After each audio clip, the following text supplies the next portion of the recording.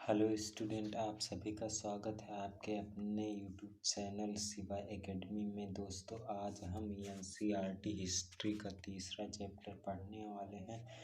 पहला चैप्टर और दूसरा चैप्टर हम लोगों ने कवर किया था। ये तीसरा चैप्टर है। इस चैप्टर में जो भी इम्पोर्टेंट है सिर्फ हम उन्हीं को पढ़ेंगे और बाकी को छोड़ देंगे। अगर आपने पहला चैप्टर और दूसरा चैप्टर नहीं पढ़ा है तो आपको डिस्क्रिप्शन में लिंक मिल जाएगी, उस पर जाकर आप पहला चैप्टर और दूसरा चैप्टर पढ़ सकते हैं। जैसा कि मैंने बताया था कि जैसे ही हमारे 6 क्लास की एनसीईआरटी की बुक कंप्लीट होगी, मैं उसके शॉर्ट नोट आपको प्रोवाइड कर दूंगा ताकि आप फास्ट रिवीजन कर सकें। और उससे पहले आपको पूरी एनसीईआरटी बुक ख़त्म करनी पड़ेगी, चाहे बुक से चाहे वीडियो से। तो चलो हम ये थर्ड चैप्टर शुरू करते हैं। भोजन संग्रह से उत्पादन तक। इसमें ये नैनुओं का भोजन ये इम्पोर्टेंट नहीं है, इसलिए हम इसे छोड़ देंगे। विभिन्न प्रकार के भोजन ये इम्पोर्टेंट है। आज हमें अपने भोजन का अधिकांश हिस्सा उगाई गई फसलों और पाले गए पशुओं से मिलता है। भिन्न भिन्न फसलों के उगाने के लिए भिन्न भिन्न जलवायु की आवश्यकता पड़ती है। जैसे धान की खेती के लिए गेहूँ या जौ की तुलना में ज़्यादा पानी की ज़रूरत पड़ती है। इसलिए हम देखते हैं कि किसान विशेष फसल विशेष क्षेत्रों में ही उगाते हैं। यही नहीं, पशुओं को भी अपने अनुकूल वातावरण की आवश्यकता होती है। उदाहरण के तौर पर हम देख सकते हैं कि सूखी और पहाड़ी जलवायु में मवेशियों की तुलना में भेड़ या बकरी अधिक सहजतापूर्वक जीवित रह सकते हैं। जैसा कि तुमने अध्याय 2 में पढ़ा, स्त्री पुरुषों ने अपने भोजन का उत्पादन हमेशा नहीं किया। मतलब इसमें बताया गया है कि आप भिन्न भिन्न प्रकार की जलवायु में भिन्न भिन्न प्रकार की फसलें उगाई जाती हैं और भिन्न भिन्न वातावरण में भिन्न भिन्न जानवरों को पाला जाता है। खेती और पशुपालन की शुरुआत।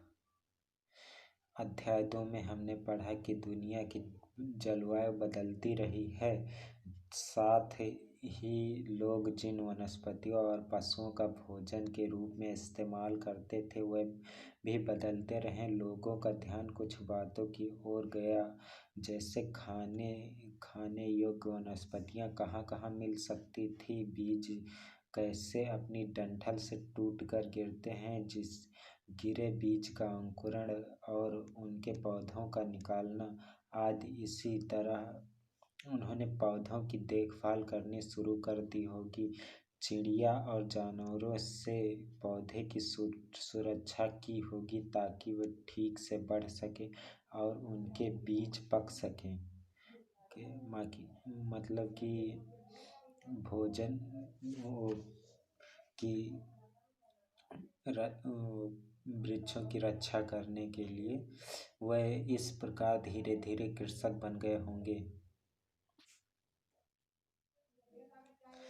इसी तरह लोगों ने अपने घरों के आसपास चारा रखकर जानवरों को आकर्षित कर उन्हें पालतू बनाया होगा। सबसे पहले जिस जंगली जानवर को पालतू बनाया गया वह कुत्ते का जंगली पूर्वज था। धीरे धीरे लोग भेड़, बकरी, गाय और सूअर जैसे जानवरों को अपने घरों के नज़दीक आने को उत्साहित करने लगे। जैसे जानवर झुंड में रहते थे और ज़्यादातर घास खाते थे, अक्सर लोग अन्य जंगली जानवरों से आक्रमण से उनकी सुरक्षा किया करते थे और इस तरह धीरे धीरे वह पशुपालक बन गए होंगे। क्या तुम बता सकती हो कि सबसे पहले कुत्तों को ही क्यों पालतू बनाया गया होगा? सबसे पहले कुत्तों को पालतू इसलिए बनाया गया क्योंकि वह हमारे घरों की रक्षा करते थे। बसने की प्रक्रिया। लोगों द्वारा पौधे उगाने और जानवरों की देखभाल करने की प्रक्रिया का नाम दिया गया, बसने की प्रक्रिया को नाम दिया गया। ये इम्पोर्टेंट है, इसे आप नोट कर लेने, मैं भी अपने नोट्स में नोट कर लूँगा। अपनाए गए ये पौधे तथा जानवर अक्सर जंगली पौधों तथा जानवरों से भिन्न होते थे। इसकी वजह यह है कि बसने की प्रक्रिया की दिशा में अपनाए गए पौधे या जानवरों का लोग चयन करते हैं। उदाहरण के तौर पर लोग उन्हीं पौधों तथा जानवरों का चयन करते हैं जिनके बीमार होने की संभावना कम हो। यही नहीं, लोग उन्हीं पौधों को चुनते हैं जिनसे बड़े दाने वाले अनाज पैदा होते हैं, साथ ही जिसकी मजबूत डंठलें अनाज के पके दानों के भार को संभाल सके। मतलब लोग उन्हीं जानवरों को पालते थे जिनके बीमार होने की संभावना कम होती थी, और लोग बड़े दानों के अनाज बोते थे जिससे उनके बड़े दाने के डंठल मजबूत होते थे और पके दानों को संभाल सकने की उनमें क्षमता होती थी। ऐसे पौधों के बीजों को संभाल कर रखा जाता है ताकि फिर वह उगाने के लिए उनके गुण सुरक्षित रह सकें। उन्हीं जानवरों को आगे प्रजनन के लिए चुना जाता था जो आमतौर पर अहिंसक होते थे। मतलब उन्हीं लोगों को प्रजनन के लिए चुना जाता था जो अहिंसक होते थे, मतलब जो हिंसा नहीं करते थे। इसलिए हम देखते हैं कि पाले गए जानवर तथा कृषि के लिए अपनाए गए पौधे जंगली जानवरों तथा पौधों से धीरे धीरे भिन्न होते गए। मिसाल के तौर पर जंगली जानवरों की तुलना में पालतू जानवरों के दांत और सींग छोटे होते थे।